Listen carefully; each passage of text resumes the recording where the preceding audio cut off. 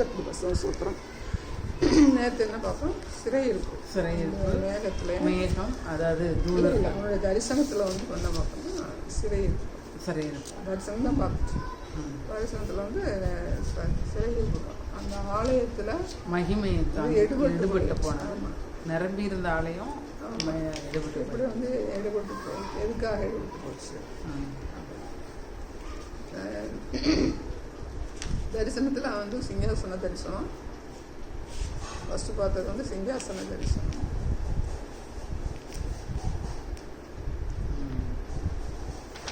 Second வந்து இப்போ அந்த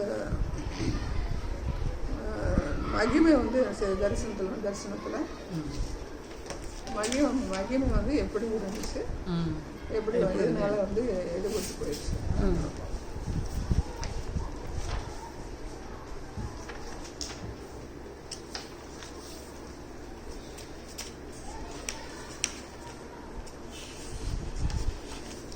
Power on. Bluetooth mode. Connected.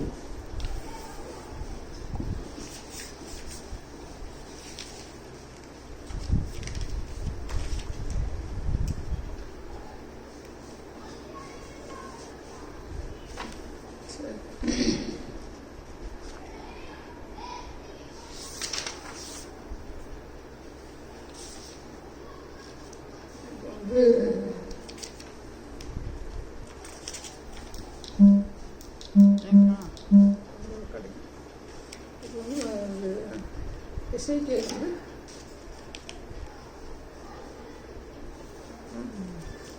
First அவனை பற்றி கொஞ்சம் பார்ப்போம். சிறையிருப்பு எசேக்கியேல் 1:1 வாசனம். எசேக்கியேல் 1:1.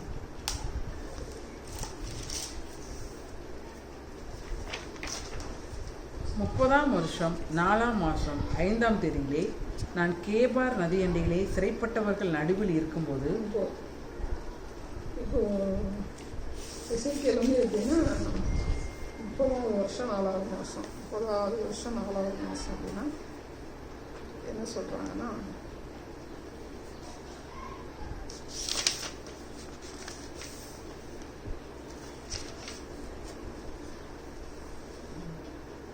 அவனுக்கு வந்து 30 வயசு.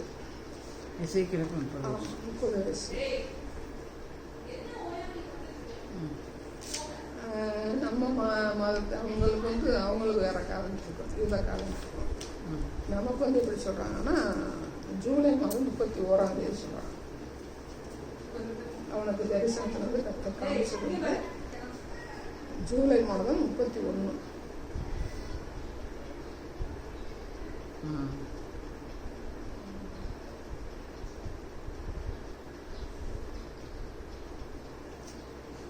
அப்போ தான் கர்த்தர் தான் அவருக்கு தரிசனத்தை காமிக்கிறாங்க. இவருக்கு வந்து எதுக்கு 30வது வயசுல கர்த்தர் வந்து தரிசனத்தை காமிக்கிறாரு? இவர் வந்து கூசியின் குமாரன், ஆசானுடைய பையன். கூசியின் குமாரன், ஆசானுடைய கூசி.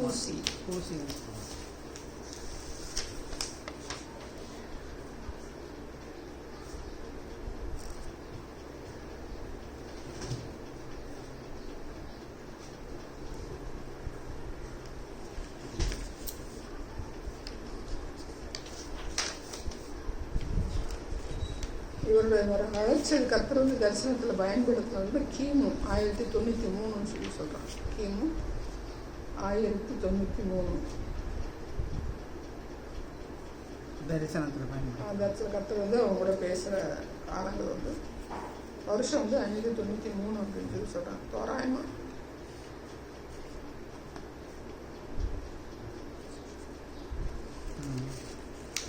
இவர் வந்து அந்த கிமு 593 ஜூலை 31 சொல்கிறாங்க இல்லையா, அது வந்து யூதர்களுக்கு வந்து பார்த்திங்கன்னா வசந்த கால பொது வருஷம். அவங்களுக்கு வந்து வசந்த காலத்தை கொண்டாடுவாங்க. அதாவது தம்மூஸ் வசந்த கால பொது வருஷம்.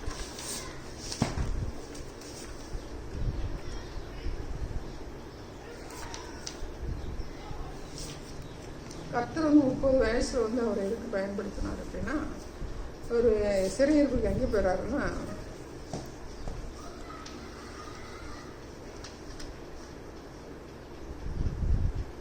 597 வந்து சிறையிட்டு போகிறாரு. 597 கிமு 597 தான் வந்து பார்த்தீங்கன்னா எசேக்கியேல் வந்து சிறை பிடிச்சிட்டு போகிறாங்க பாபிலோனுக்கு. அவருடைய சேர்த்து நிறைய பேர் போகிறாங்க. ஆனால் இவருக்கு வந்து கிமு 597 அந்த ஒரு கூட்டத்தில் வந்து இவரை வந்து சிறைப்பிடிச்சு போகிறாங்க. எதுக்கு இளைஞர்களை பார்த்து சிறைப்பிடிக்கிறாங்க அப்படின்னா, திரும்ப வந்து கிளர்ச்சி பண்ணி ஒரு இளைஞர்கள் தலைமையில் என்ன செய்யக்கூடாது, ஒரு புரட்சி பண்ணி ஆட்சியை பிடிச்சிடக்கூடாதுன்னு சொல்லிட்டு இளைஞர்களை போகிறாங்க சொன்னாங்க, பிடிச்சிட்டு போகிறாங்க. தானியலை பிடிச்சிட்டு போவாங்க. அதே நேரத்தில் அதுக்கு வந்து பார்த்தீங்கன்னா எசேக்கியேல் வந்து பிடிச்சிட்டு போவாங்க.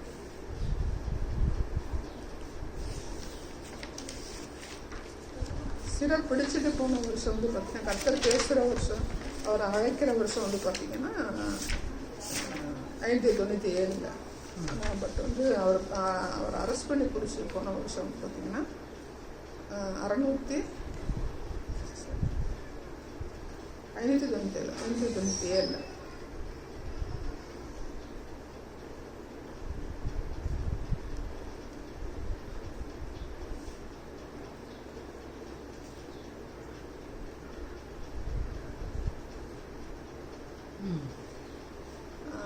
திருமணம் வந்து பார்த்தீங்கன்னா 23 வயசில் அவருக்கு வந்து திருமணம் ஆயிடுது.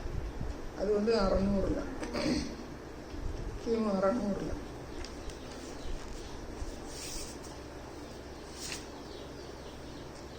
பாபிலோன் போகும்போது மனைவியோடு தான் போகிறார். மனைவியோடு போகிறார். அப்போ அவர் வயசு வந்து 26. 23 கல்யாணம் ஆயிடுது. 26 வந்து பாபிலோனுக்கு மனைவியோடு தான் வந்து அரெஸ்ட் பண்ணும்போது 26 வந்து 26 வயசில் வந்து பாபிலோன் போயிடுறாரு.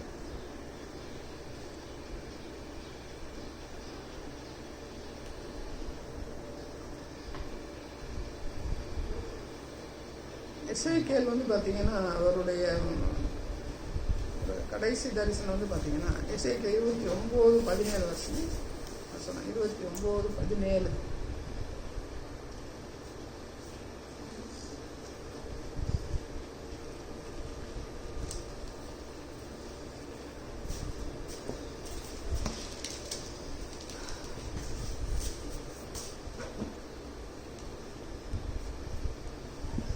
இருபத்தி 7ஆம் வருஷம் 1ஆம் மாதம் 1ஆம் தேதியிலே கர்த்தருடைய வார்த்தை எனக்கு உண்டாகி, அவர் மனுபுத்திரனே, இந்த தரிசனம் வந்து அவருடைய இவர்கிட்ட பேசும்போது அவருக்கு வந்து வயசு வந்து பார்த்தீங்கன்னா 51 வயசுன்றாங்க. 51 வயசு. 1571ஆம் ஆண்டு. இவர் வந்து எல்லா மாதங்களையும் வந்து கரெக்டாக எழுதுனதுனால வேத வல்லுநருக்கு வந்து அந்த வருஷத்தை வந்து கணக்கிடுறதுக்கு வந்து எழுதார். இவருடைய 37 வந்து மனைவி வந்து மரணம் அடைஞ்சிடறாங்க. இவருடைய வயசு வந்து 37. இவர் 37 எசேக்கியேல். இவருக்கு 51 வயசு இருக்கும்போது எங்கே இருக்கிறாருன்னா எங்கே தான் இருக்காரு. சார் எழுதிட்டீங்க.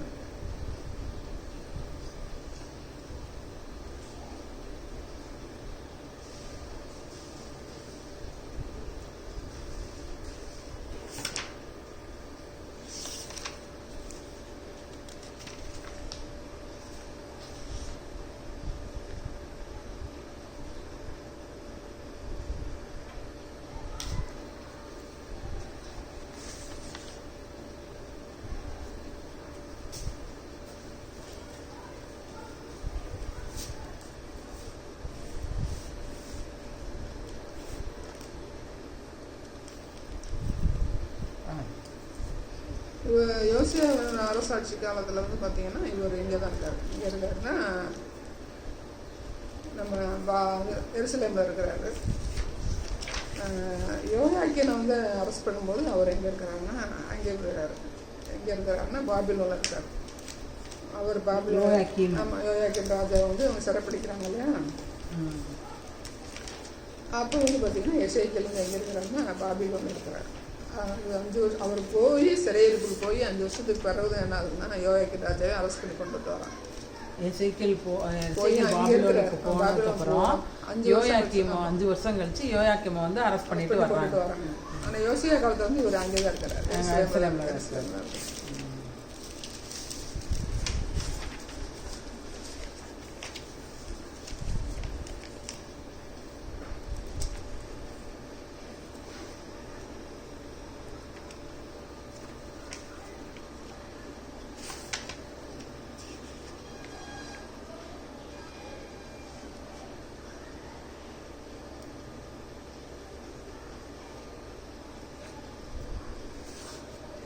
கேபார் நதி அப்படின்னு சொல்லி கேபார் நதி வந்து பார்த்தீங்கன்னா பாபிலோனில் தான் இருக்குது. பாபிலோனில் அவர் வந்து நேபுகாத்நேச்சாருடைய அது ஒரு கவர்மெண்ட்டு வந்து ஒரு கால்வாய் வெட்டின மாதிரி சொல்கிறாங்க. இல்லைன்னா அவர் ஜூலியஸ் சீசர் அந்த காலங்களில் என்ன செஞ்சுக்கலாம், நேபுகாத்நேச்சார் கவர்மெண்ட்டில் இருக்கும்போது அந்த கால்வாய் மாதிரி வெட்டி தண்ணி விட்டுருக்கலாம். அதுக்கு பேர் கேபார்.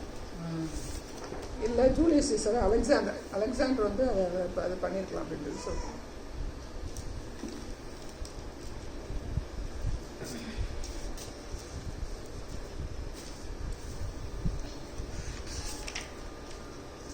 ஜூலியஸ் சீசர் வந்து கால்வாய் மாதிரி அலெக்சாண்டர் அந்த கேபார் நதியை வந்து கால்வாய் மாதிரி வெட்டி பிரித்து விட்டுருக்கலாம்.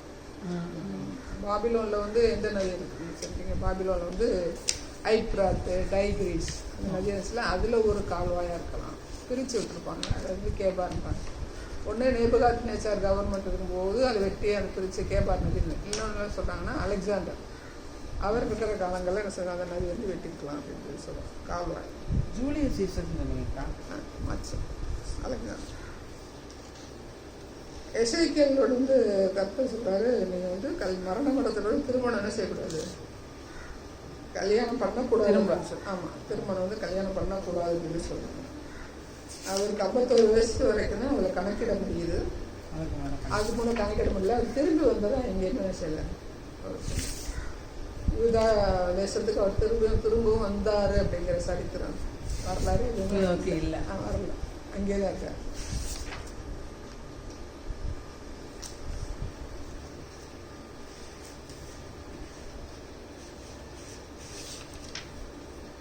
அவருக்கு சொந்த வீடு இருந்துச்சு யூதேயாவில், எருசலேமில் அப்படின்னு சொல்லுவாங்க. வசனம் 24:18 படிங்க. சொந்த வீடு 24:16-18.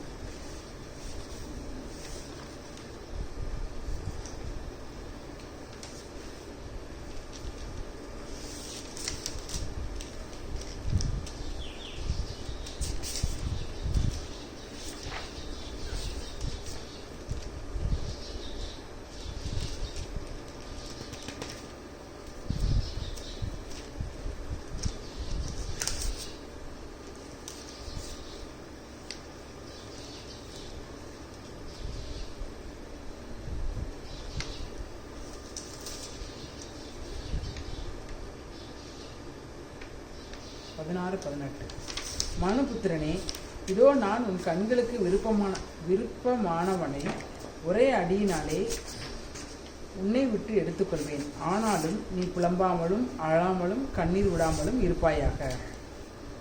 18 வாசிக்கா. அலறாமல் பெருமூச்சு விடு, இலவு கொண்டாட வேண்டாம். உன் பாகையை உன் தலையிலே கட்டி உன் பாதரட்சிகளை உன் பாதங்களில் தொடுத்துக்கொள். உன் தாடியை மூடாமலும் துக்கம் கொண்டாடுகிறவர்களின் அப்பத்தை புசியாமலும் இருக்க கடவாய் என்றார். விடியற் காலத்தில் நான் ஜனங்களோட பேசினேன். அன்று சாயங்காலத்தில் என் மனைவி செத்துப்போனால் எனக்கு கட்டளையிட்டபடியே விடியற் காலத்தில் செய்தேன். அப்பொழுது ஜனங்கள் என்னை நோக்கி, நீ செய்கிறவைகள் எங்களுக்கு என்னத்திற்கு அடையாளம் என்பதை எங்களுக்கு தெரிவிக்க மாட்டீரா என்று கேட்டார்கள். இப்போ வந்து அங்கே நம்மளுக்கு வந்து என்ன செய்யணும்னா, வீடு இருந்துச்சு, மனைவி என்ன செய்யறாங்க, சரி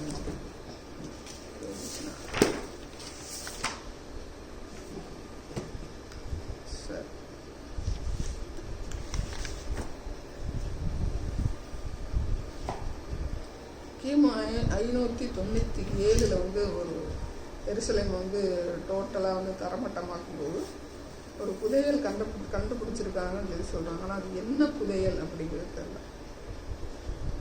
அதை பாபிலோன் ராஜா கைப்பற்றிட்டு கொண்டு போனானா அப்படிங்கிறது சரி. அது யார் கொண்டு போனாங்க? எருசலேம் வந்து ஃபஸ்ட்டு வந்து எருசலேம்னா 605 வந்து என்ன செய்கிறாங்கன்னா ஃபஸ்ட்டு எருசலேம் வந்து அங்கே வர்றான் பாபிலோன் ராஜா. அப்புறம் திரும்ப ஒரு இடம் வரும், அது வந்து 587ன்றாங்க. அப்போ வந்து ஒரு புதையல் கண்டுபிடிச்சிருக்காங்க. அந்த புதையல் வந்து இவன் கொண்டுட்டு போனானா அப்படிங்கிறது கேள்வி. ஏன்னா அவங்க அரண்மனையில் எல்லாருமே அரெஸ்ட் பண்ணிட்டு போயிருந்தாங்க. இவங்க புதையல் கண்டுபிடிக்கப்பட்டது மட்டும் சொல்கிறாங்க. ஆனால் அது குறித்து டீட்டெயில்ஸ் எதுவுமே தெரியல. அடுத்து பாபிலோன் சிறையிருப்பின் காலங்களில் வந்து சொல்கிற தீர்க்க தரிசனம் எல்லாமே எல்லாரும் போய் தீர்க்க தரிசனம் அப்படின்னு சொல்கிறாங்க. எசேக்கியேல் சொல்கிற தீர்க்க தரிசனம் வந்து என்ன சொல்கிறாருன்னா, நீங்கள் இங்கே தான் இருக்கணும் அப்படிங்கிற மாதிரிலாம் எசேக்கியேல் தீர்க்க தரிசனம் அவங்களுடைய பாவங்களை குறித்து சொல்கிறார் இல்லையா. ஆமாம், வழி வரப்போகுது அப்படின்னு சொல்லும்போது பொய்யான தீர்க்க தரிசனம் அந்த காலங்களையும் எல்லா காலங்களையும் இருந்துருக்காங்க. அவங்க என்ன சொல்லுவாங்கன்னா பொய் தீர்க்க தரிசனம் அப்படின்னு சொல்லி. ஆனால் எரேமியா சொல்லும்போது 70 வருஷம் நீங்கள் என்ன செய்யணும், சிறையிருப்பில் அங்கே இருந்து தான் நீங்கள் வரணும், கத்தவங்களை மீட்டெடுப்பாரு அப்படின்னு சொல்லி இவர் சொல்கிறது வந்து பாபிலோன் எசேக்கியேல் சொல்கிற தீர்க்க தரிசனம் இவருடைய தீர்க்க தரிசனம் ஒன்றா இருக்குது அப்படிங்கிறது எரேமியா சொல்கிற தீர்க்க தரிசனம் எரேமியான்னு சொல்லுவார். எரேமியா வந்து 70 வருஷம் நாங்கள் பாபிலோன் நேபுகாத் நேச்சார் கையில் கொடுக்குறதுக்கு யோயாக்கீன் போகும்போதே இவர் ஒரு நிருபம் கொடுத்துருவார். எரேமியா ஜனத்தை வந்து கர்த்தர் என்ன செய்வார், இப்போ உங்க கையில் ஒப்பு கொடுத்துருக்கிறாரு, திரும்ப என்ன செய்வார், ஒரு 70 வருஷம் என்ன செய்வேன் உங்களுக்கு ஆளுகள் செய்வேன், திரும்ப அவங்க ஜனங்களை வந்து என்ன செஞ்சிருவார், கர்த்தர் வந்து கூப்பிட்டு வந்துடுவாருன்னு சொல்லிட்டு அதுக்கு அடையாளமாக தைரியம் என்ன செய்வாருன்னா யோயாக்கீன் ராஜா கையில் வந்து போகும்போது அந்த ஜனங்கள் அந்த மத்தியில் வந்து அவங்க கையில் என்ன செய்வாங்கன்னா எரேமியா வந்து கொடுத்துருவார். அப்போ அவருக்கு வந்து தான் சொல்கிற தீர்க்க தரிசனம் வந்து கட்டாயம் நிறைவேறும் அப்படிங்கிற ஒரு கான்ஃபிடென்ட் வந்து அவருக்கு வந்து இருந்தது. இன்றைக்கி நம்ம ஒரு தீர்க்க தரிசனம் சொல்கிறோம், இது கட்டாயம் நிறைவேறும் அப்படின்னு சொல்லிட்டு நம்ம ஒரு ஸ்டாலின் கையில் ஒரு மோடி கையில் இப்போ என்ன செய்யலாம், நம்மளாவே என்ன செஞ்சிடலாம், அது அனுப்பிடலாம், இமெயில் அனுப்பி விடலாம். அவங்க இமெயில் நம்ம கையில் இருக்குது ரைட்டா. அப்படி அடிச்சு விடுறதுக்கு யார் இருக்கா அந்த காலங்களில். இப்போ நம்ம என்ன சொல்லுவோம், ஜெபம் பண்ணிக்கிறோம், நமக்கு கர்த்தர் தீர்க்க தரிசனம் கொடுத்துருக்குறாரு, கர்த்தர் ஒரு வெளிப்பாடு தரிசனம் கொடுத்துருக்குறாரு, இது இத்தனை நாளில் நிறைவேறி இப்போ நான் உங்களுக்கு அனுப்புகிறேன், ஸ்டாலினுக்கு அனுப்புகிறேன், இந்த தீர்க்க தரிசனம் இந்த வெளிப்பாடு கர்த்தர் எனக்கு கொடுத்துருக்குறாரு, இது இத்தனை வருஷம் கழிச்சு என்ன செய்யும், இது நடக்கும். இல்லை மோடிக்கு வந்து நம்ம என்ன செய்கிறோம், ஒரு இமெயில் வந்து ஜனங்களை நீங்கள் துன்பப்படுத்துறீங்க, எங்களுக்கு இத்தனை வருஷம்தான் துன்பம், இதுக்கு மேலே எங்களுக்கு துன்பம் கிடையாது அப்படின்னு ஒரு தரிசனமோ ஒரு வெளிப்பாடோ பார்த்துட்டு அதை தைரியமாக அனுப்புறதுக்கு இப்போ யார் இருக்கா, யாருமே இல்லை. என்ன பண்ணுவான், ஏதாவது ஒரு வெளிப்பாடு ஒரு தரிசனம் கிடைக்குதான்றதே சந்தேகம். ஏன்னா இப்போ எசேக்கியேலை எடுத்துக்கோங்க, எசேக்கியேல் எடுக்கும்போது நாம் வந்து பிரித்து நம்ம பார்த்துட்ருக்கோம், தரிசனம் பார்க்கணும். அவன் தீர்க்கதரிசி, அவன் வந்து யார், பாஸ்டரோட பையன், பூசியின் குமாரன், ஒரு ஆசாரியன், லேவிய சந்தில் வந்திருந்தாங்க. ஆனால் கர்த்தர் வந்து என்ன செய்கிறாரு, அவரை தரிசனக்காரனாக எடுத்து பயன்படுத்துகிறாரு. அடுத்து என்ன பண்ணுறாரு, அவன் தீர்க்க தரிசனம் சொல்கிறதுக்கு கர்த்தர் என்ன செய்கிறாரு, அழைக்கிற தேவனாக. அப்போ அவர் தீர்க்க தரிசனம் எடுத்து பயன்படுத்துகிறார். அப்போ தீர்க்க தரிசனம் எடுத்து பயன்படுத்தும் போது என்ன செய்கிறான், தீர்க்க தரிசனம் வந்து சொல்கிறான். தீர்க்க தரிசனம் சொல்லும்போது அவன் என்ன சொல்கிறான்னா, இவ்வளோ ஜனங்களுடைய அழிவு இப்படி வந்துக்கிட்டே இருக்கும் அப்படின்னு சொல்லி தீர்க்க தரிசனம் வந்து சொல்கிறேன் ரைட்டா.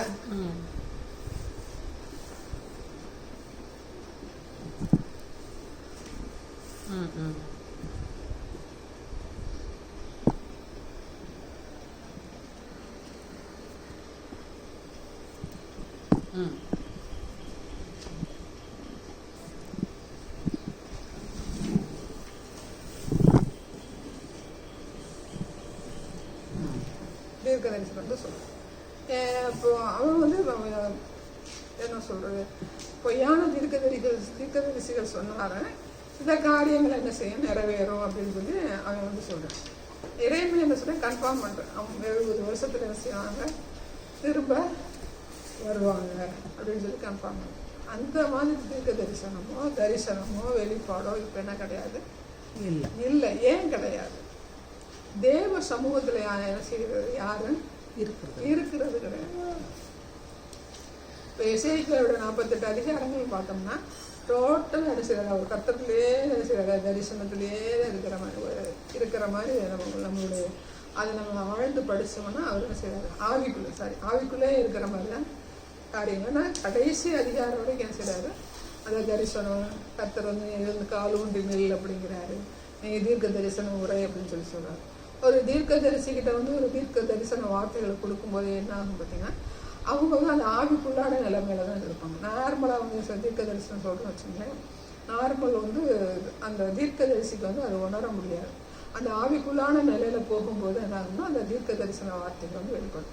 அப்போ டோட்டலாக இவனுக்கு வந்து பார்த்தீங்கன்னா 30 வருஷத்துல கர்த்தர் அழைக்கிறார் அப்படிங்கிறதுல ஒரு பாசோட பூசியின் குமாரன், ஒரு ஆசாரியர், லேவியில் வயது சொந்த சந்ததி அப்படிங்கிறது நம்ம வந்து பார்க்கணும். அப்போ அவன் வாழ்நாள் ஃபுல்லாக என்ன இருந்தது, கர்த்தருடைய சமூகத்துல வந்து இருந்திருக்கிறாங்க. கர்த்தரை விட்டு வெளியில சரி வர முடியல. ஆனால் இன்னைக்கு நாம வந்து அவர் ஒரு தரிசனம், ஒரு வெளிப்பாடு, ஒரு எரேமியாவை போல, ஒரு எசேக்கியலை போல நம்ம வந்து தைரியமாக நிறைய தீர்க்கதரிசி இருக்காங்க. ஆனால் இப்போ நம்ம எசேக்கியலை குறித்து தான் பேசுகிறோம். அப்போ எசேக்கியல் வந்து சிறையிருப்பின் காலத்தில் இருக்கும்போது அவன் தீர்க்க தரிசனம் சொல்லும்போது பொய்யான தீர்க்க தரிசனம் சொன்னாலும் அந்த தீர்க்க தரிசனங்கள் வரும்போது நம்ம டீட்டெயிலாக படிப்போம். சொல்லும்போது அவர் என்ன சொன்னா, தைரியமான சொன்னேன், இந்த தேசத்துக்கு இஸ்ரேல் தேசத்துக்கு அழிவு வரத்தான் செய்யும் அப்படிங்கிறத சொன்னேன். இப்போ இருக்கிறது எங்க, பாபிலோன்ல. எரேமியாவது எருசலேம்ல இருந்து நீங்க போகாதீங்க, போங்க, நீங்க என்ன செய்ய, நீங்க எதிர்த்து சண்டை போடாதீங்க, நீங்க போங்க, 70 வருஷத்துக்கு கூட்டிட்டு வருவாரு, நீங்க செய்யற பாவத்துக்கு தான் கர்த்தர் வந்து சிறையிருப்ப கொடுத்துருக்கிறாரு. ஆனா 70 வருஷம் கழிச்சு அவங்க என்ன செஞ்சிருவாரு, கூட்டிட்டு திரும்ப வந்துருவாரு அப்படின்னு சொல்லி அவங்க சொல்றாங்க, தைரியமா சொல்றேன். அதே நேரத்தில் பாபிலோன் சிறையிருப்புல இருக்கும்போது என்ன பண்றாங்கன்னா, எரேமியாவை பார்த்ததாவோ வச்சதாவோ சரித்திரம் சொல்லப்படலாம். தானியேலை பற்றி வந்து ஒரு 3 தடவை சொல்லியிருக்காங்க சொல்லப்போ. அவங்க பார்த்தாங்களா பார்க்கலான்னு தெரியல. ஆனால் தானியேலும் எசேக்கியேலும் ஒரு காலத்து ஒரே சம காலத்தவர்களாக இருக்கலாம் அப்படிங்கிற ஒரு சரித்திரோட வல்லுறது. எரேமியா குறித்து அவன் சொல்லலாம். எரேமியாவும் கூட இருந்திருக்கான். ஏன்னா எரேமியா வந்து இருக்கும்போது தான் இங்கே போகிறாங்க, பாபிலோன் சிறைக்கு எல்லாரும் போகிறாங்க. அதுக்கு முன்னாடி ஒரு எரேமியா வந்து 23, 26, 29 வந்து அவனோட சிறை சேதம் இதை பண்ணிடுவாங்க. அப்போ இவங்களுக்கு ஒரு கனெக்ஷன் இருந்துச்சா இல்லையானா, ஒரு தேசத்தில் வந்து இன்னொரு ராஜா வந்து சண்டை நடக்கும்போது பார்த்தீங்கன்னா ஒருத்தருக்கு ஒருத்தர் வந்து தொடர்பு இருக்குமா இல்லையா?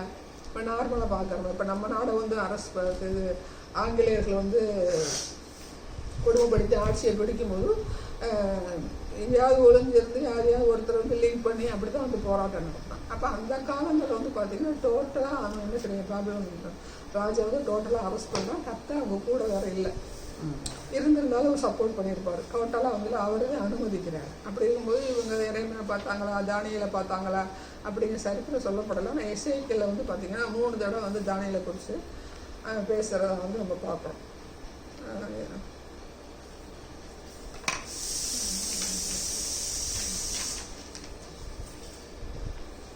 எசேக்கியேல் 14 படிங்க.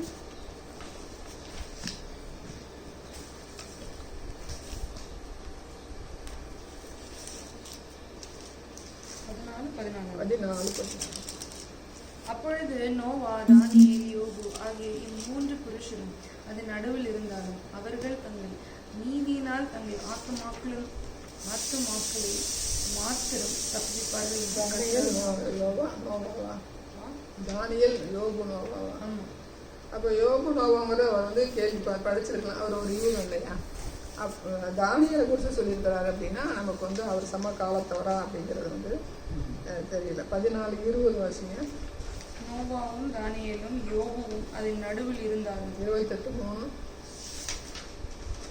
14:20 அதான் யோசிக்கிறேன். 28:3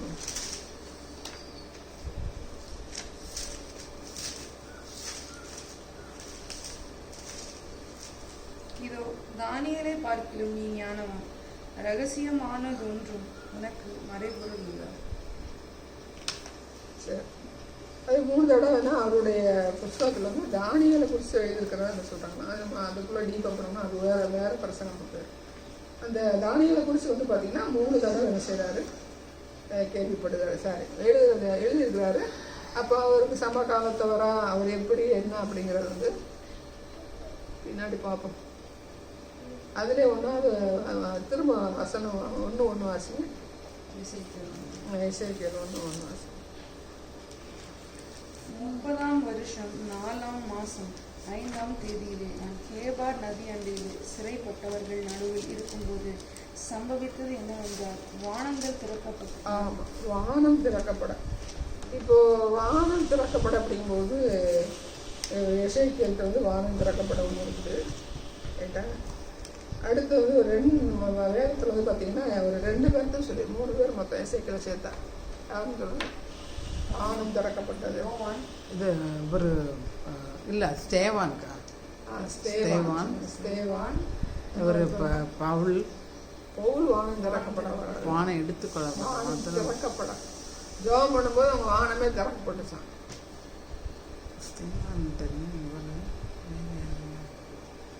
இவர் யோவான் வந்து வானம் திறக்கப்பட்ட பரலோக காட்சியை கண்டேன். ஸ்தேவான் வந்து வானம் திறக்கப்படுகிறாரு. இன்னொன்று பார்த்தீங்கன்னா இயேசு மத்தேயு பாருங்க. மத்தேயுல வந்து அவர் ஞானஸ்நானம் எடுக்கும்போது வானம் திறக்கப்பட்டாங்க. அவர் வந்து ஞானஸ்நானம் எடுப்பார். அப்போ வந்து செய்யும். ஆனால் ஒரு மொத்தம் வந்து இதில் வந்து ஒரு 3 பேர் தான் இருப்பாங்க.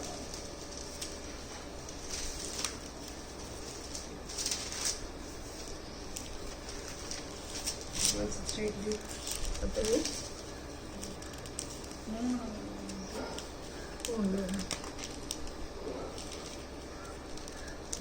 16 இயேசு ஞானஸ்தானம் பெற்று ஜலத்திலிருந்து கரை ஏறின உடனே இதோ வானம் அவருக்கு திறக்கப்பட்டது. 3 பேர் இருப்பாங்க. இதில் வந்து பார்த்தீங்கன்னா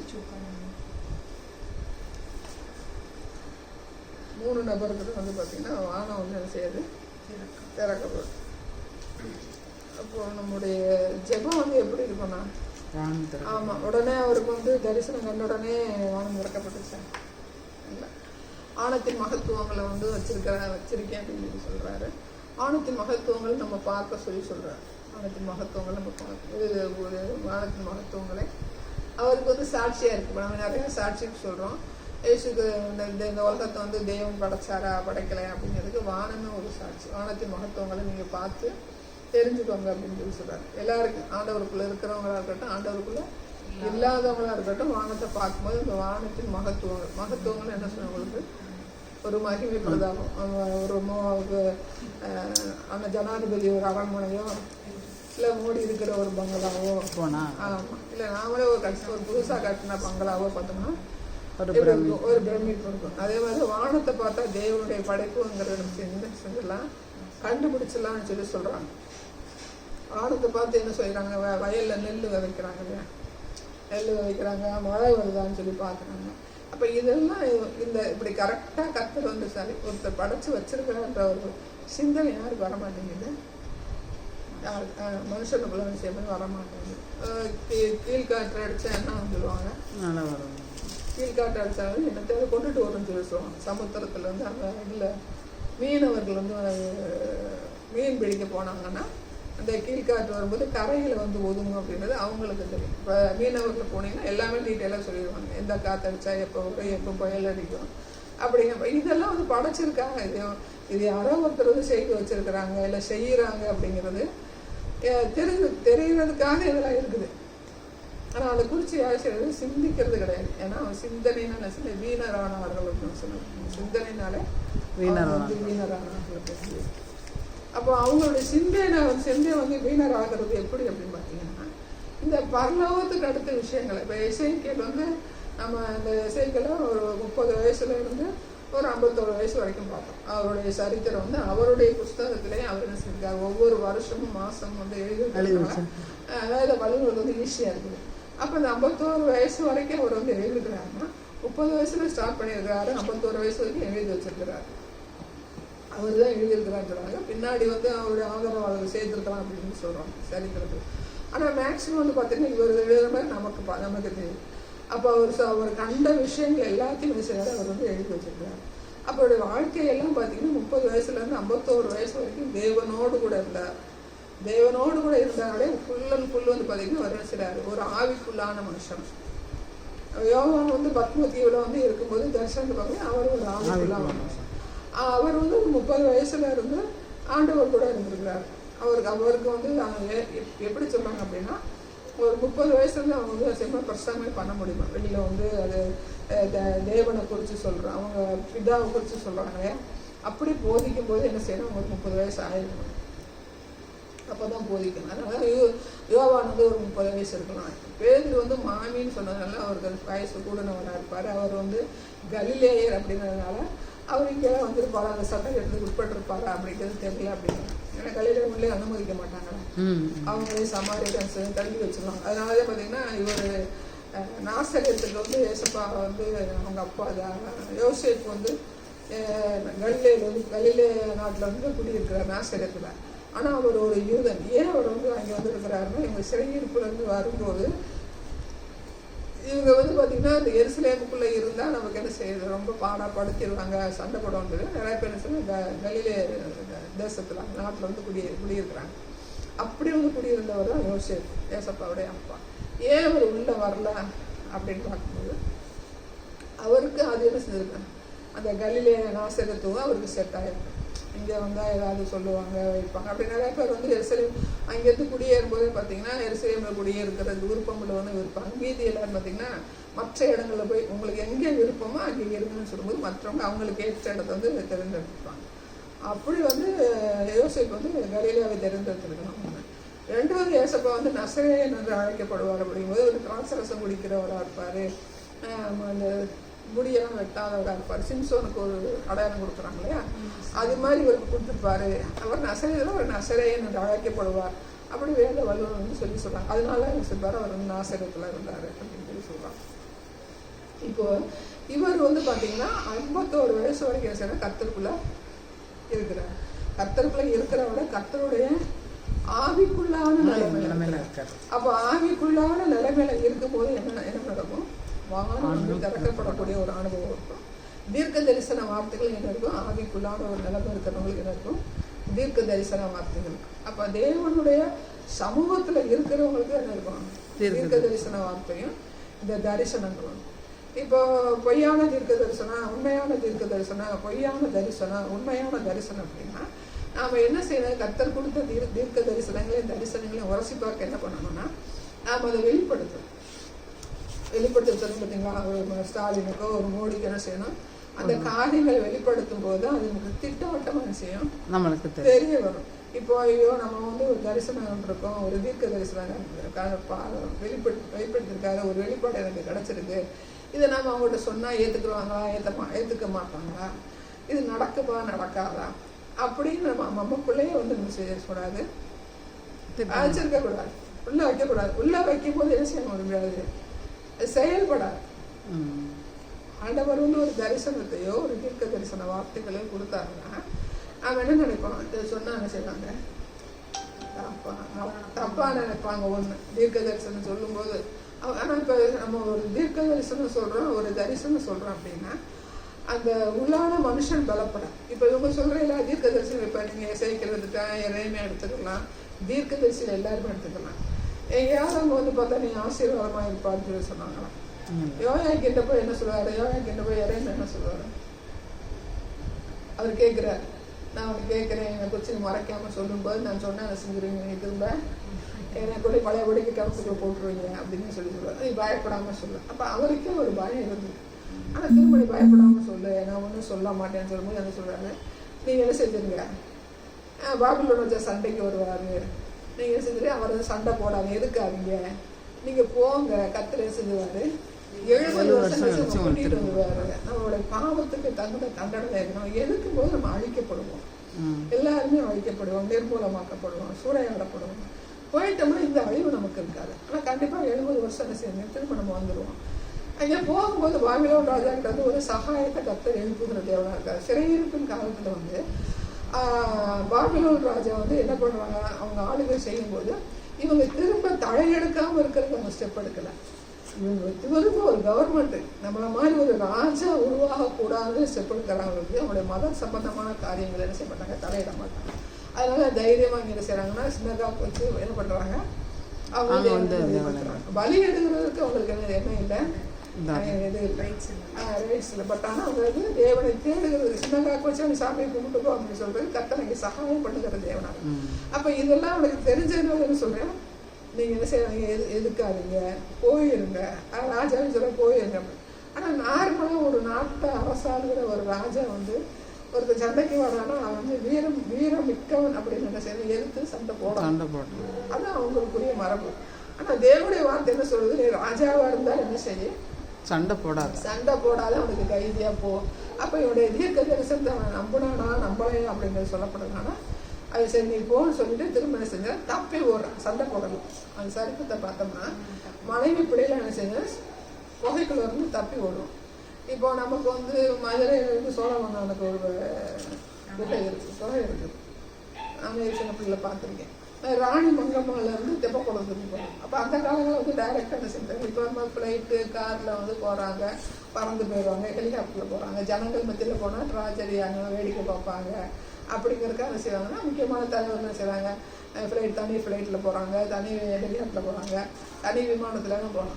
பழைய காலங்களில் என்ன பண்ணாங்கன்னா இப்போ நம்ம ராணி மங்கம்மாவில் தெப்பக்குளத்துக்கு ஒரு சுரங்கப்பாதை பண்ணுறாங்க. ராணி மங்கம்மான்றது எதுன்னா நம்ம ஸ்டேஷனுக்கு ஏற்றாப்புல கடையாக கட்டி வச்சுருக்காங்களா, நம்ம சாரி ஜங்ஷனுக்கு ஏற்றாப்புல நிறையா கடைகளை கட்டிது. அது ராணி மங்கம்மாவோட பங்களா. அந்த மாதிரி இருந்தால் அரண்மனை ரைட்டா. இது ஒரு ஸ்கூல் கூட இருக்கும்ல, ஒரு ஸ்கூலில் யூஜி ஸ்கூலில் ஒன்று கூட இருக்கும். அந்த வாசல் இருக்கும் முன்னாடி கட்டப்பொம்மன் சிலைக்கு முன்னாடி ஒரு வாசல். ராணி மங்கம்மா சாப்பிட்றோம். ராணி மங்கம்மா அப்படின்னாங்க. ராணி மங்கம்மா இருந்தால் பங்களா. இப்போ கடை கட்டி விட்டுட்டாங்க. உள்ள ஸ்கூல் இந்த முன்னாடி கூட பங்களா மாதிரி நல்ல உயரமா முதல்ல எடுத்துருப்பாங்க. ஆமாம், அது இப்போ உள்ள ஸ்கூல் வச்சுட்டாங்க. அப்போ அந்த அம்மா வந்து எங்கேயும் ஃப்ரீயாக போக முடியாதனால அங்கே இருக்கிறவங்க அவங்க மனைவி பிள்ளைங்க எல்லாரும் நினச்சாங்கன்னா அந்த குகை வழியாக நினச்சாங்க தெப்பக்குளம்ல, தெப்பக்குளத்துக்கு போவாங்க. தெப்பக்குளத்துக்கு போவாங்க, குளிக்க போனாங்களா. அங்கே ஒரு கோயில் இருக்கும் நடுவில். அங்கே குளிக்க போனாங்களா என்னது ஒரு சரித்திரம் சொல்லப்படல. அப்புறம் அங்கேருந்து அவங்க சாமி கும்பிட்றதுக்கு மீனாட்சி அம்மன் கோயிலுக்கு வரணும்னா மீனாட்சி அம்மன் கோயிலுக்கு ஒரு குகை இருந்திருக்கு, ஒரு சுரங்கம் இருந்திருக்கு அப்படின்னு சொல்லுவாங்க. அப்போ அந்த காலத்துலேயும் என்னவங்க என்ன பண்ணியிருக்காங்க, யோயாக்கின் தப்பி ஓடும்போது பார்த்தீங்கன்னா இவன் என்ன செய்யறேன்னா அந்த அரண்மனையில் தப்பி ஓடி அந்த ஊருக்கு தண்ணி பார்த்தீங்கன்னா ஒரு தோட்டம், அவங்க தோட்டமாக யார் தோட்டம்னு கிடையாது. அந்த தோட்டத்தோடய நம்ம தப்பி வெளியில் போயிடுவோம் அப்படின்றது எல்லாரும் கூப்பிட்டுட்டு ஓடியாங்க. ஆனால் கர்த்தர் என்ன சொன்னார், நீ சரண்டர் ஆகணும்னு சொன்னார். அப்போ இவன் சரண்டர் ஆகாமல் சரி தப்பி ஓடும்போது என்ன செய்யறாங்க, இறைமை எல்லாமே இருக்கு. அந்த தோட்டத்தில் போகிற வழியில் கண்டுபிடிச்சி எல்லாரையும் அரெஸ்ட் பண்ணி பாபிலோன் ராஜா முன்னாடி கொண்டு போவாங்க. அப்போ அவன் என்ன பண்ணுறான், அவனோட பண்ணும்போது இவன் என்ன செஞ்ச 2 கண்ணையும் தோண்டி பெண்கள் வளர்ந்து கட்டிடுறான். பிள்ளைகள் எல்லாத்தையும் அவனுக்கு முன்பாக என்ன செஞ்சிடும், கொண்டு போட்டுருவான். இறைமை சொல்ல சரணடைஞ்சுன்னா அவனுக்கு நமக்கு அழிவு கிடையாது. ஆனால் இவங்க என்ன செய்வாங்க, ஒரு ராஜாவில் எப்படி நான் சரணடைவேன் அப்படின்னு சொல்லி தேவனுடைய வார்த்தையை மீறுறாங்க. ஆமாம், நமக்கு பதவி மேன்மேலும் பெருசு கிடையாது. கர்த்தர் என்ன சொல்றாரோ அதன்படி செஞ்சோம்னா அந்த அழிவு நம்ம என்ன செய்யணும், தப்பு வைக்கப்படுவோம். அப்படிங்கிறதுக்கு நமக்கு வந்து ஒரு எடுத்துக்காட்டாக வந்து வச்சிருக்காங்க. இந்த நாட்கள்லாம் அப்படி செய்யறாங்கன்னா அவங்க எவ்வளவு தூரம் அவங்க கர்த்தரை தேடணும் அப்படின்னு கிடையாது. அப்போ யோயாக்கினுமே சிறையிற்கு போகும்போது அவனுக்கு திரும்ப என்ன செய்ய மாட்டாங்க, சிறைக்கு வந்துருக்க மாட்டான். அங்கேயிருந்து அவனுடைய லாஸ்ட்ல பார்த்தீங்கன்னா அங்கேயே நம்மள மரணமடைஞ்சுன்னு சொல்ல முடியாது. அவன் இருக்கிற காலம் வரைக்கும் அவனுக்கு சாப்பாட்டுக்கு என்ன செய்யறாங்க, பணம் கட்டினதை வந்து நம்ம வந்து சரித்திரத்தில் பார்ப்போம். அப்போ எசேக்கியேல் வந்து தீர்க்க தரிசனம் வந்து சொல்றாரு, ஒரு தரிசனம் சொல்றாரு, அவனை எழுதி வச்சிருக்காரு அப்படின்னா எவ்வளவு கான்ஃபிடென்ட்ல என்ன செஞ்சிருக்காரு, எழுதி வச்சிருக்காரு. எல்லாமே வந்து இப்போ தான் கர்த்தர் சொன்னது, இது மாம்சம் கலக்காது. இப்போ நம்ம சொல்றோம் ஒன்று தீர்க்க தரிசனம் சொல்லி நிறைவேறிச்சுன்னா நம்ம என்ன சொல்லுவோம், அது மாம்சத்துல கலக்கலன்னு சொல்லி சொல்லுவோம். நிறைவேறலாம் அது மாம்சத்துல கலந்து பேசியிருக்காங்க. ஆனால் தீர்க்க தரிசனம் ஒரு தீர்க்க தரிசன வார்த்தைகள் சொல்றாங்கன்னா அதுக்கு காலம் எடுக்கும். ஒன்று வந்து இப்போ ஒரு தரிசனமோ ஒரு தீர்க்க தரிசனமோ சொல்றாங்கன்னா ஒரு குறிப்பிட்ட காலம் எடுக்கும். சகரியால் என்ன சொல்றாங்க, தீர்க்க தரிசனம் ஒரு குறிப்பிட்ட காலத்துக்கு தரிசனம் வைக்கப்பட்டிருக்கிறது. அந்த நாட்கள் வந்து என்ன செய்யும், அந்த காலங்கள் வந்து அது நிறைவேறும் அப்படின்னு சொல்லி சகரியால் நமக்கு சொல்றாங்க. அப்போ ஒரு தீர்க்க தரிசனம், ஒரு வெளிப்பாடு, ஒரு தரிசனம் கிடைக்கணும். இல்லை நம்மளுடைய லைஃபே என்ன செய்யணும், கர்த்தருக்குள்ள வந்து நமக்கு வந்து ஆவிக்குள்ளாகிற நிலைமையில இருக்கணும். அப்படின்னா நாம் ஒரு எரேமியா மாதிரியோ ஒரு எசேக்கியேல் மாதிரியோ கர்த்தர் பயன்படுத்தினாதான் நம்மளால இதெல்லாம் பண்ண முடியுமா அப்படின்னு பார்த்தோம்னா நமக்கு பவுல் எடுத்துக்கலாம். பவுல் வந்து ஒரு நிறைய வந்து சபைகளுக்கு எழுதுறாரு. பட் ஆனால் என்ன பண்ணுறாருன்னா ஒரு கட்டத்தில் ஒரு கொரிந்தியரில் வந்து பார்த்தீங்கன்னா 2 கொரிந்தியரில் பார்த்தீங்கன்னா அவர் ஒரு தரிசனத்தை குறித்து சொல்கிறார். அவ்வளோதான் அந்த தரிசனத்தை குறித்து சொல்கிறேன். ஏன்னா அவர் இருக்கிற காலங்களில் அவருடைய மினிஸ்ட்ரி எப்படிப்பட்ட மினிஸ்ட்ரியாக இருந்துச்சு, போய் ஒரு ஒரு இடமா போய் இப்படிப்பட்ட அவர் இருந்த காலங்களில் அவருடைய அழைப்பு நிமித்தம் என்ன செய்றாரு, எல்லா இடம் போய் என்ன செய்றாரு, சபைகளை கட்டி உருவாக்கி கடந்து வருகிறது மனுஷனாக இருக்கிறாரு. அவர் ஆவிக்குள்ளே இருந்தாரா ஆவிக்குள்ளே இல்லையா அப்படின்னு சொல்லி நம்ம என்ன செய்வது தீர்மானிக்க முடியாது. ஆனால் அவர் எழுதுறதுலாம் சபை சரித்திரமாக தான் இருக்குது. இங்கே எசேக்கியேல பார்க்கும்போது அவர் தரிசனத்தில் வந்தவரா, தீர்க்க தரிசியா, தரிசனத்தில் வந்தவர் தீர்க்க தரிசியாக இருக்கிறார். அப்போ 2 விதமாக அவரை படுத்துறார், 2 விதமாக அவர் உபயோகப்படுத்துகிறார். இப்போது பவுல் ரோமருடைய ஆட்சி காலத்தில் இருந்தாலும் சுவிசேஷம் சொல்லுகிறதற்கு தடை இல்லாத ஒரு காலங்கள் தான் இருந்தான். இப்போது இவங்க சிறையிருப்பின் காலத்தில் இருக்கும்போது இவர் எசேக்கியேல் என்னன்னா பாபிலோன் இருக்கிறதுனால அவர் என்ன செய்றாரு, பாபிலோன் இருந்து அவர் மறைக்கிற ஒரு சூழ்நிலை இருந்ததுனால அவர் தரிசனங்கள் என்ன செய்கிறாருன்னா வெளிப்பாடுகளையும் தீர்க்க தரிசனம் செய்கிறாரு, தைரியமாக சொல்கிறாரு, எழுதி வைக்கிற மனுஷனாக. இப்போது நாம் இருக்கிறோம் இந்த உலகத்தில் நம்ம இருக்கும்போது நம்மளுடைய தீர்க்க தரிசனங்களை நம்முடைய தரிசனம் என்ன செய்யணும், எழுதி வைக்கிறதா இருக்கணும். இப்போது எசேக்கியேலுக்குன்னு எழுதி வைக்க கிருபை கொடுத்துருக்குறாரா, பவுலுக்கு தான் எழுதி வைக்க கிருபை கொடுத்துருக்குறாரா, இல்லை எரேமியாவுக்கு தான் எழுதி வைக்க கிருபை கொடுத்துருக்குறா அப்படிங்கிற கேள்வி கூட நம்மகிட்ட இருக்கக்கூடாது. நமக்கு கர்த்தர் கொடுத்த தீர்க்க தரிசனங்களையும் கர்த்தர் கொடுத்த வெளிப்பாடுகளையும் கர்த்தர் கொடுத்த தரிசனங்களை கொடுத்துருப்பாரானா என்ன செய்யணும், தேதி போட்டு நேரம் போட்டு எழுதி. ஆமாம், எழுதி வைக்கணும். அப்படி எழுதி வைக்கும்போது நமக்கு நிறைவேறின தீர்க்க தரிசனம் இருக்கும், நிறைவேறாத தீர்க்க தரிசனங்களும் இருக்கும். நிறைவேறின தரிசனங்களுக்கும் நிறைவேறாத தரிசனங்களுக்கும் அது ஏற்ற வேலையில் என்ன செய்யும், அது வெளிப்படும். அப்படி நம்ம எழுதி வைக்கும்போது நமக்கு வர்ற இப்போ நமக்கு பைபிளில் தான் அந்த காரியங்கள் இருக்குது, நாம் எழுதி வைக்க வேண்டிய தேவையில்லை. நாம் எழுதி வச்சோன்னா நமக்கு என்ன பிரயோஜனம் அப்படின்னு நினைச்சக்கூடாது, இருக்கக்கூடாது. அப்போ நம்முடைய தீர்க்க தரிசனங்களாக இருக்கட்டும், நம்முடைய தரிசனங்களாக இருக்கட்டும், நம்முடைய வெளிப்பாடுகள் என்ன செய்யணும், ஒரு புக்கு போட்டு எழுதணும், பப்ளிஷ் பண்ணணும். சரியா? ஏற்றுக்கிற ஒரு கூட்டமும் இருக்கும், ஏற்றுக்கொள்ளாத ஒரு கூட்டமும் இருக்கும். அதை குறித்து மனுஷக்கூடாது, பயப்படக்கூடாது. கர்த்தர் எனக்கு இதை சொல்லி இருக்கிறார் அப்படின்னா இதை நான் எப்படி அதை நான் ப்ரூவ் பண்ண முடியும் அப்படின்னு பார்த்தீங்கன்னா என்னுடைய வாழ்க்கையை குறித்து என்ன செய்யணும், நிதானிக்கிற ஒரு ஒரு ஆளாக நான் இருக்கணும். இப்போ நான் சொல்கிற தீர்க்க தரிசனம், நான் சொல்லுகிற வெளிப்பாடு, நான் சொல்லுகிற தரிசனம் எல்லாம் கண்டிப்பாக அது உண்மையானது தான், கர்த்தர் சொன்னது தான், அது நிறைவேறிருக்கு, வருங்காலங்கள் நிறைவேறும் அப்படின்னு நான் எப்படி கான்ஃபிடன்ஸ் சொல்ல முடியாது. என்னுடைய வாழ்க்கையை நான் சீர்படுத்தணும். என்னுடைய வாழ்க்கையை நான் சீர்படுத்தும் போது எந்த விதத்தில் சீர்படுத்தணும், பரிசுத்தத்தில் சீர்படுத்தணும். பரிசுத்தம் டோட்டல் பரிசுத்தம் இருக்கும்போது என்ன ஆகும், அந்த தரிசனம் அந்த தீர்க்க தரிசனத்தை கரப்ஷன் ஆகாது.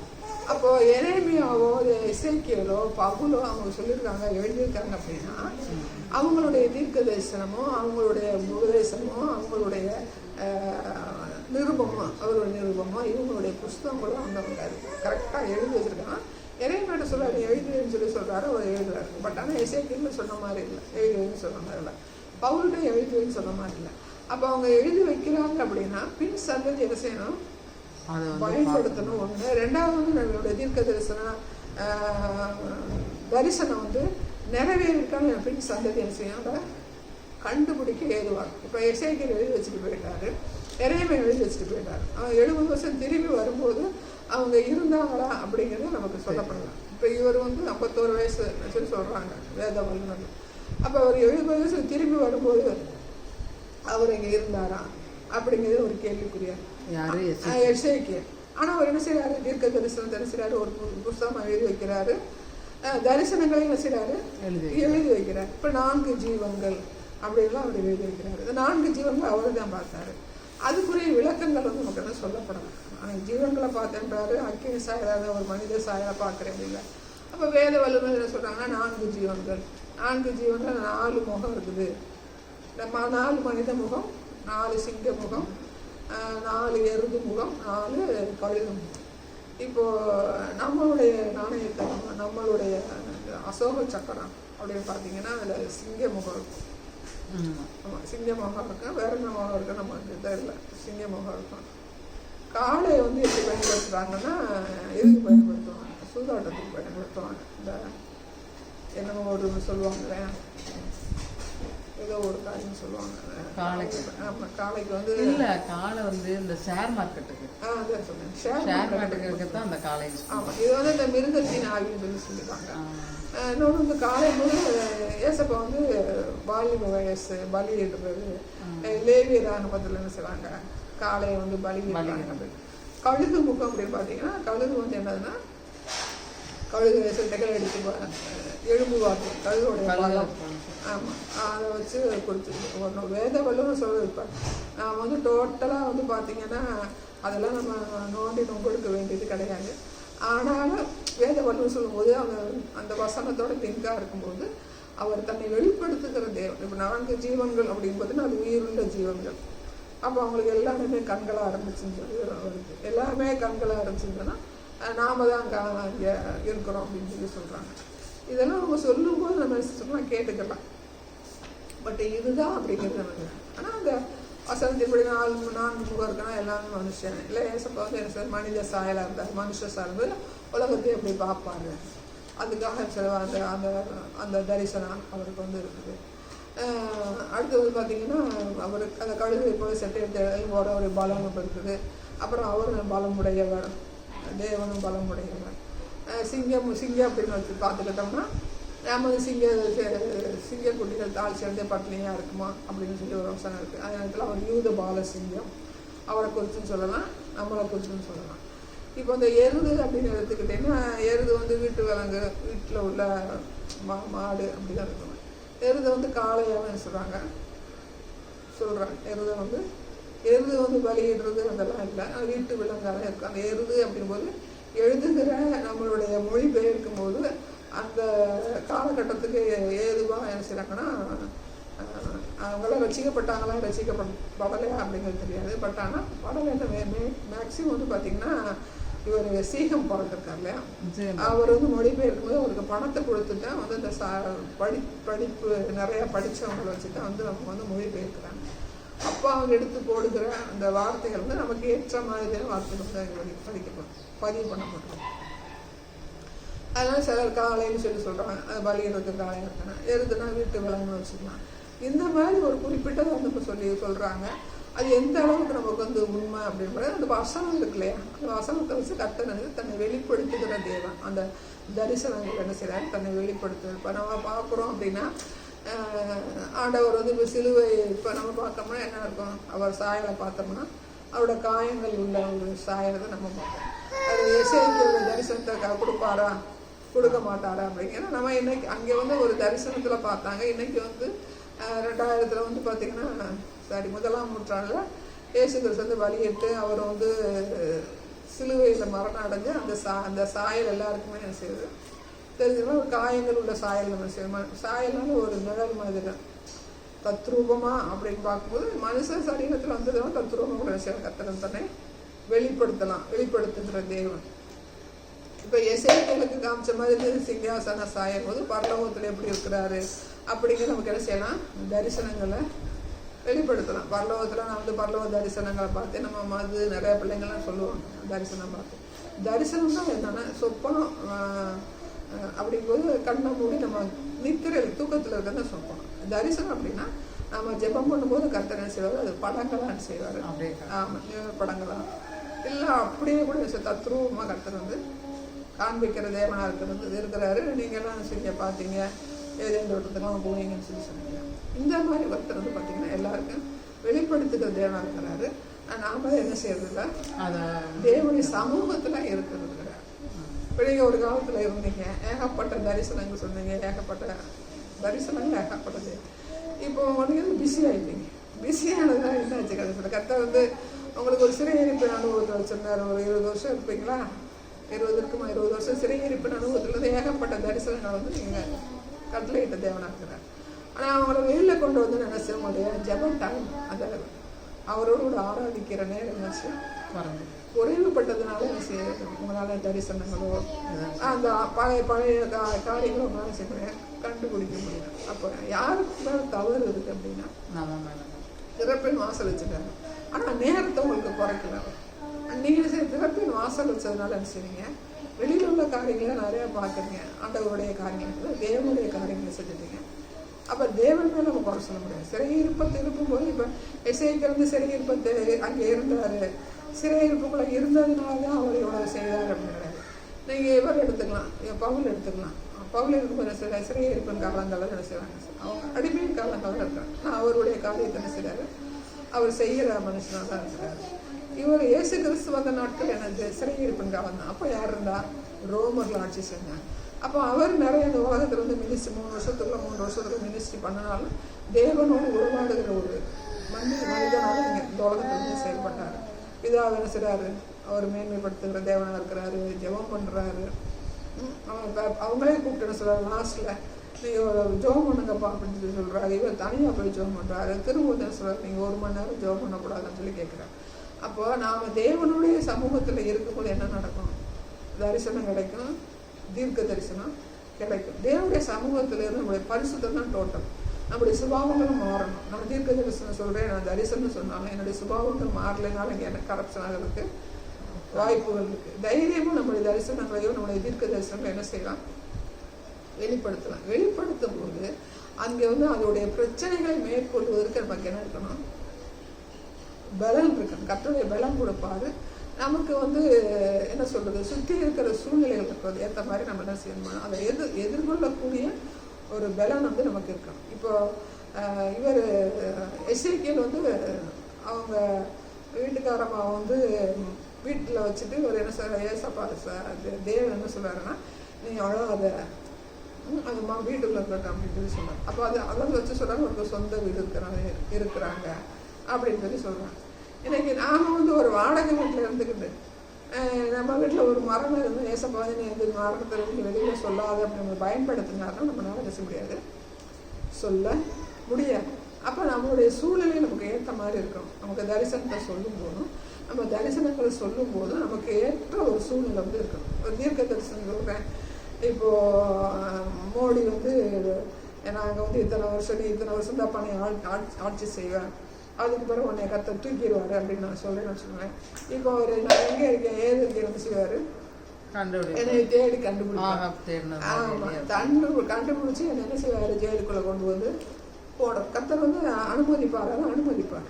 ஏன்னா ஒரு அரசாங்கத்தையோ ஒரு சபையோ எதிர்க்கும் போது நமக்கு என்ன செய்யும், ஒரு சிறையை விரட்டுகிற அனுபவம், எலியா விரட்டுறாரு அனுபவம் தான் இருக்கும். அப்போ அதுலேருந்து நான் ஜெயிக்கணும் அப்படின்னா தான் என்ன செய்யணும், அதை சொல்ல வெளியில் நான் சொல்ல முடியும். சரி என்ன வந்தாலும் நான் சொல்லிடுறேன், அதன் பிரகாரம் வந்து நடக்கட்டும் அப்படின்னா நான் தீர்க்க தரிசனத்தையும் சொல்லும்போது என்னுடைய அழைப்பு எது அப்படிங்கிற நான் கடைசியணும் தெரிஞ்சுவேன். இப்போ எரையுமே ஒரு அழைப்பு வந்து டோட்டலாக என்னது, தீர்க்க தரிசனம்.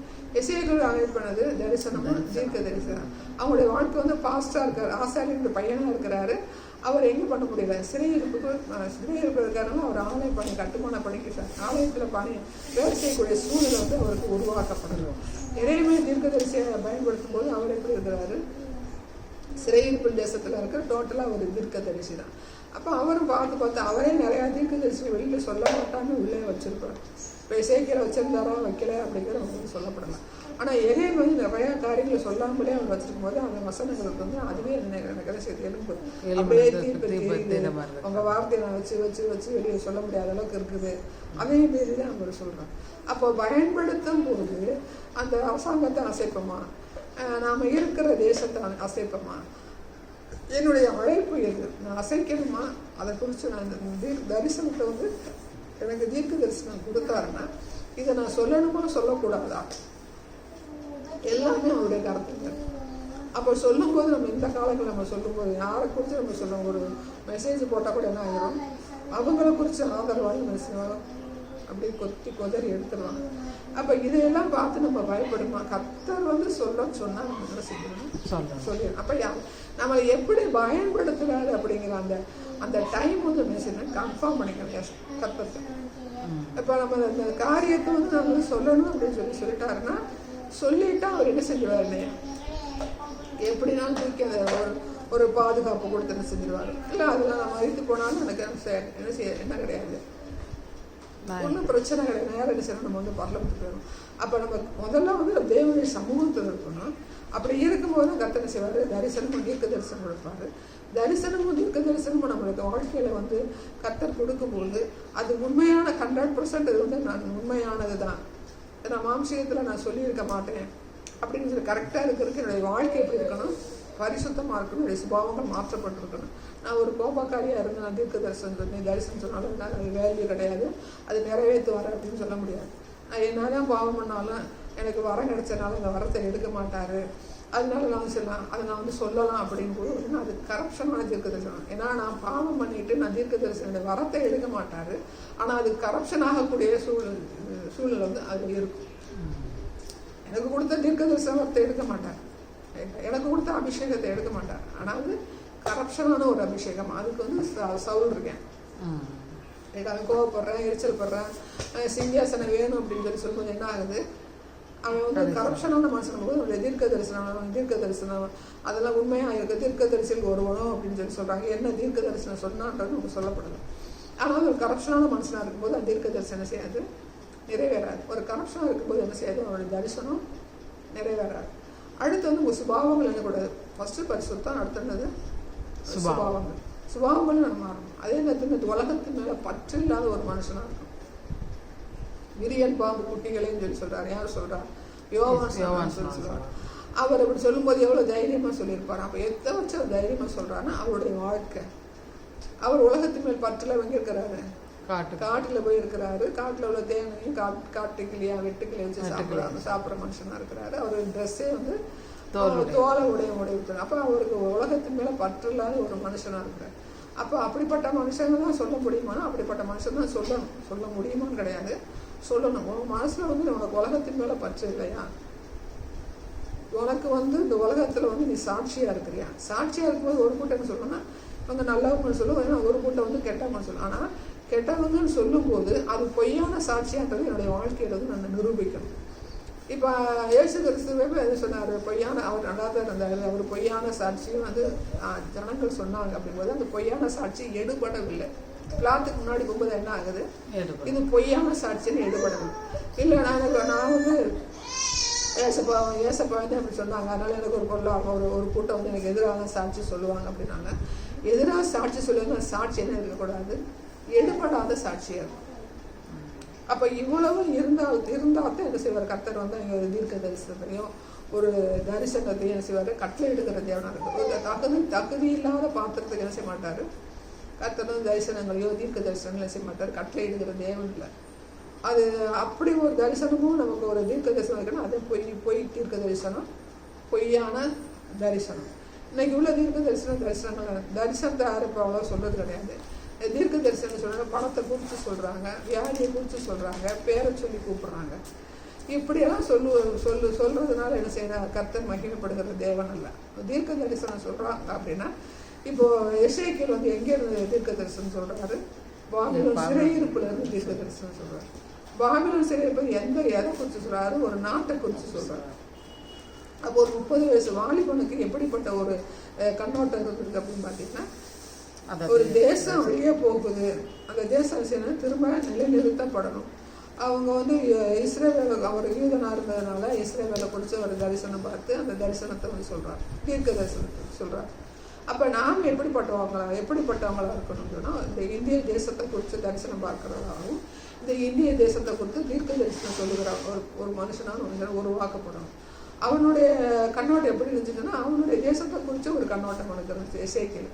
அப்ப நமக்கு எப்படிப்பட்ட கண்ணோட்டம் இருக்கணும், இந்த இந்திய தேசத்தை குறித்த தீர்க்க தரிசனமும் இது இந்திய தேசத்தை குறித்த தரிசனங்களை வந்து அவனுக்கு வந்து இருக்கணும். இந்த இந்திய தேசத்தை குறித்து என்ன வச்சிருக்கீங்க, இந்த இந்திய தேசம் எத்தனை வருஷத்துல என்ன நடக்கும், எப்படி இருக்கும், என்ன நடக்கும் அப்படிங்கிறத சொல்லுகிற தேவனுடைய பிள்ளைகளை வந்து உருவாக்கப்படும். பைபிள் எப்படி இருக்குது, அப்படி இருக்கு, அங்கே அப்படி நிறைவேறுது, இங்கே எப்படி நிறைவேறுது அப்படின்னு சொல்லி சொல்ற காரியங்களோ தரிசனங்களோ தீர்க்க தரிசனங்களோ கர்த்தருக்கு செய்யணும், கணக்கு கொடுக்கணும். எனக்கு வந்து இங்கே வந்து இத்தனை பேர் செத்தாங்க, அங்கே வந்து இத்தனை பேர் செத்தாங்க, இதை கர்த்தர் வெளிப்படுத்தினாரு, இதுல நான் கத்துக்கிட்டேன், இதனால என்ன பிரயோஜனம், இதை வெளிப்படுத்தினாரு அதை வெளிப்படுத்த இன்னைக்கு நீ செத்து போவ அப்படின்னு சொல்லி என்ன சொன்னார்? தீர்க்கதரிசி ஏசாயா என்ன சொன்னார். அப்ப திரும்ப அவர் ஆயுடனே நீ இல்லப்பா நீ 15 வருஷம் கூட்டி கொடுக்குறாரு. அப்படிப்பட்ட தீர்க்க தரிசனம் தான் என்ன செய்யுது? உண்மையான தீர்க்க தரிசனம். இங்கே நடந்துச்சு, அங்கே நடந்துச்சு, நான் அதை பார்த்தேன், இதை பார்த்தேன், அந்த சத்தத்தை பார்த்தேன், இந்த சத்தத்தை பார்த்தேன் அப்படின்னு சொல்லும்போது எனக்கு அதை கொஞ்சம் என்ன செய்யணும்? கர்த்தருக்கு ஆமா, இதனால என்ன பிரயோஜனம்? இப்போ வருகை இருக்குது, அங்கே ஒரு சத்தம் கிடைச்சு, இங்கே ஒரு சத்தம் கிடைச்சு, இங்கே இருந்தாங்க, அங்கே இருந்தாங்க, இந்த தூரம் இருந்தாங்கன்னா ஒரு மனுஷனை அவனுக்கு உருவாக்குறதுக்கு, ஒரு தேசத்தை உருவாக்குறதுக்கு நம்ம செய்யணும். நம்முடைய தரிசனங்களும் தீர்க்க தரிசனங்களும் உருவாக்கப்படணும். அப்படிப்பட்ட தீர்க்க தரிசனம் நமக்கு தேவை. அப்படிப்பட்ட தரிசனம் உள்ளவங்க நமக்கு தேவை. எசேக்கியேலை போல ஒரு தரிசனம், எரேமியா போல ஒரு தீர்க்க தரிசனம் நமக்கு என்ன செய்யணும்? தேவை. நாம் எப்படின்னா அப்படிப்பட்ட ஆளாதான் உருவாக்கப்படணும். அப்படி சிறையிருப்பு இருக்கும்போதே எசேக்கியேல் என்ன சொல்றார்? கர்த்தர் திறப்பின் வாசல் இருக்கிற ஒருவரையும் நான் காணேன் அப்படிங்கிறாரு. ஏசாயா சொல்லும்போது என்னை அனுப்பும் முறை யாராக இருக்கிறீங்களா அனுப்புன்னு சொல்லி சொல்றாரு. ஏசாயா இருக்கிறார். ஆனா எசேக்கியேல் சொல்லும்போது எசேக்கியேல் கூட நான் நிற்கிறேன்னு சொல்லி சொல்றேன். திறப்பின் வாசல வந்து நிற்கிறதுக்கு நான் காணேன்னு சொல்லி சொல்றாரு. அப்ப அவர் இருந்தாரா இல்லையா அப்படின்னு சொல்லி நம்ம பார்க்கும்போது அவர் என்ன செய்யறாரு? இதே அந்த எருசலேம் தேசத்துக்காக என்ன செய்யறாரு? அவர் வந்து ஒரு வாஞ்சையுள்ள மனுஷனா, அது எப்படியாவது அழிக்கப்படக்கூடாது, மறுபடியும் உருவாக்கப்பட வேணுங்கிற ஒரு மனுஷனா, ஒரு வாலிபனா அப்படி இருக்கிற. அப்ப நம்ம இந்திய தேசத்தை குறித்து நம்ம என்ன செய்யணும்? நிர்விசாரம் எல்லாம் என்ன செய்யணும்?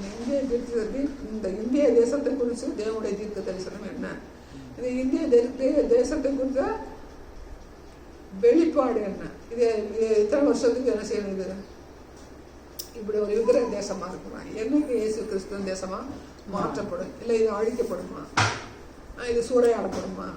இது என்ன நிலைமையில மாறும் அப்படிங்கிறது தேவனுடைய கருத்துல இருக்குன்னா நம்ம இதை குறித்து என்ன செய்யணும்? நம்ம ஏற்கனவே இந்திய தேசம் வந்து இஸ்ரேலுக்கு விரோதமா போகும், ஆனாலும் நம்ம அதுக்காக ஜெபிக்கணும். ஜெபிக்கிறப்ப வந்து இது மாறும் அப்படின்னு சொல்லி நம்ம பாக்குறோம். எதுல பாக்குறீங்க? இந்திய தேசம் வந்து கோகு மாகோகு அப்படின்னு சொல்லிட்டு ரஷ்யா. இந்திய தேசம் வந்து தேவனுக்கு விரோதமான தேசமா மாறும் அப்படின்னு சொல்லிட்டு எந்த இடத்துல இருக்குது? புக்கில் தான்க்கா படித்தேன். இப்போ கூட படித்த புக்கில் வந்து இந்தியா வந்து இப்போ நம்மளுக்கு இறையியல் புக்கு கொடுத்தோம்ல, அதில் படிக்கிறப்ப வந்து இந்தியா வந்து இஸ்ரேலுக்கு விரோதமாக வரும். கிழக்கில் இருந்தால் வடக்கு ஏதோ ஒரு திசைன்னு கரெக்டாக தெரில எனக்கு. அதிலிருந்து இந்தியாவும் சீனாவும் இருக்குது. அப்போ இந்தியா வந்து இஸ்ரேலுக்கு விரோதமாக வரும் அப்படின்னு போட்டிருந்தேன். இந்திய அதாவது ஒரு தீர்க்க தரிசனம் அவர் வந்து யோவான் வந்து எப்படி வெளிப்படுத்துற விசேஷத்துல வந்து எழுதும்போது சொல்றாங்கன்னா மாகோ அவங்க வந்து பாத்தீங்கன்னா ரஷ்யா அவங்க எல்லாரும் சேர்ந்து வந்து பாத்தீங்கன்னா கிழக்குல இருக்கிற நாடுகள்லாம் கிழக்கு பாதையில வழியா வருவோம்னு சொல்லி இருக்கு. கிழக்கு அப்படின்னு எடுத்துக்கிட்டீங்க அப்படின்னு சொன்னா நாம வந்து கிழக்கு நாட்டை சேர்ந்தவங்களா அப்படிங்கிறது வந்து கன்ஃபார்ம் ஆகும். கிழக்கு நாடு வந்து இந்தியாவில் இருக்குதா அப்படின்னு நமக்கு வந்து கன்ஃபார்ம். வேத வல்லுநர்கள் வந்து சரி கிழக்கு நாடு வந்து இந்தியா, அது வந்து ரஷ்யாவோட தான் கூடுதலாக சேர்ந்துக்கிறோம் அப்படின்னு சொல்லி சொன்னாங்க. நமக்குரிய வெளிப்பாடு எப்படி இருக்கணும்? இப்போ நான் என்ன சொல்ல வரேன்னா புஸ்தகத்துலேயே வேத வல்லுநர் சொல்கிறேன். இவர் என்ன செஞ்சார்? எசேக்கியேல் வந்து எரேமியாவோட தீர்க்க தரிசனம் எப்படி இருந்துச்சு? அவருடைய நாட்டை குறித்து தான் இருந்துச்சு. ரைட்டா? அதை குறித்து தான் நம்ம படிக்கணும். எசேக்கியேலுடைய தரிசனம் தீர்க்க தரிசனம் எப்படி இருந்துச்சு? அவர் நாட்டை குறித்து தான் இருந்துச்சு. அந்த எலும்புகள் பள்ளத்தாக்கு எல்லாமே அவருடைய தரிசனமாக இருந்துச்சு. அது மாதிரி நம்மளை பயன்படுத்துறதுக்கு நம்ம உருவாக்கப்படுறதுக்கு இப்போ நான் சொல்லியிருக்கேன். நீங்கள் சொல்கிறீங்க. பட் நான் என்னென்னா அப்படி இருக்கிறப்ப நம்ம ஒரு தீர்க்க தரிசனமோ அதுவோ நம்மளுக்கு கிடைக்கிறப்ப அதே மாதிரி கிடைச்சா நம்ம படித்ததை தான் சொல்கிற மாதிரி நம்மளுக்கு தெரியும். இதைத்தான் நான் இதில் படித்த மாதிரி நமக்கு வந்து கிடைக்குமா அப்படிங்கிறத அந்த அவிசுவாசம் கூட கிரியை செய்யக்கூடாது. இல்லைக்கா, நான் அப்படி சொல்ல வரல. நம்மளுக்கு அது தெரிஞ்சதுனால நம்மளுக்கு இது தெரியுறத நம்ம சொல்லுவோமா சொல்லக்கூடாதா? அப்படி என்னுடைய தீர்ப்பு இது சொன்னாங்க. எரேமியா வந்து தன்னுடைய தீர்க்க தரிசனம் சொல்றாரு. 70 வருஷத்துக்கு வந்து வருவேன்னு சொல்லி சொன்னாங்க. எசேக்கியேல் சொல்றாரு அங்கிருந்து இங்க சொல்றாரு என்னுடைய தேசம் காக்கப்பட இப்படிதான் நடக்கும், இப்படிலாம் அழிவு வரும் அப்படின்னு சொல்லி சொல்றாரு.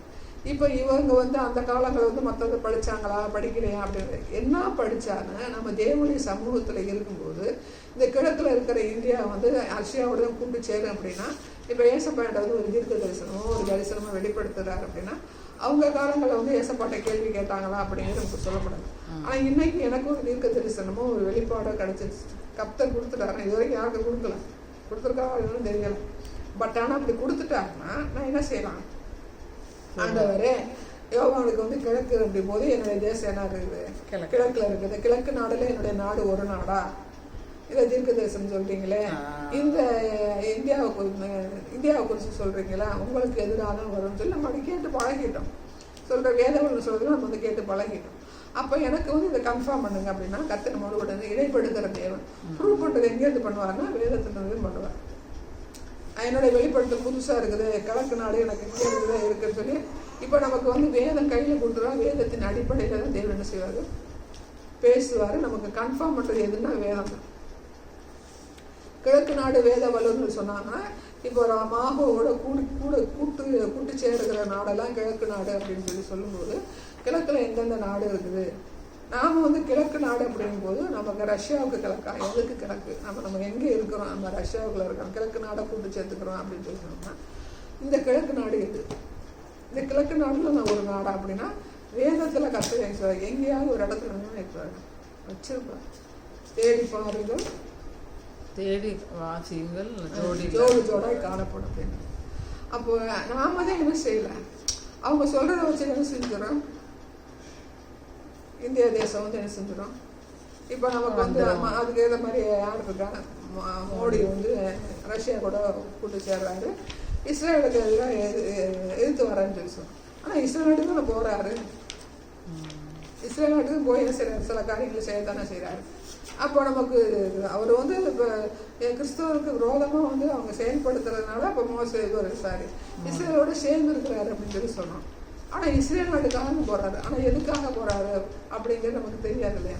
அப்போ இஸ்ரேல் நாட்டுக்குமே போறாரு, ரஷ்யாவுக்கு போறாரு. இஸ்ரேல் நாட்டுக்கு இங்கே என்ன செய்யறாங்க, வீரர்கள் அனுப்ப தானே செய்யறாங்க.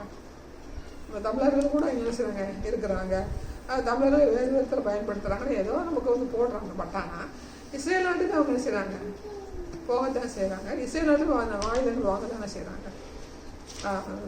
அவர் ரஷ்யாவிலேருந்து ஆயுதம் வாங்குறாங்க, ஆயுதத்தில் இஸ்ரேல் நாட்டிலேருந்து ஆயுதங்கள் வாங்க தானே செய்யறாங்க. அப்புறம் அவங்க எங்கேயோ வந்து நமக்கு என்ன செய்யறாங்க, விவசாயத்துக்கு செய்யறாங்க, நிறையா கண்டுபிடிப்புகள் அவங்க சொல்லி கொடுக்குறாங்க. அப்போ ரெண்டுமே நமக்கு இருக்குது. ஆனால் வேத வல்லுநர்கள் நம்ம கேட்டு பழகிட்டோம்.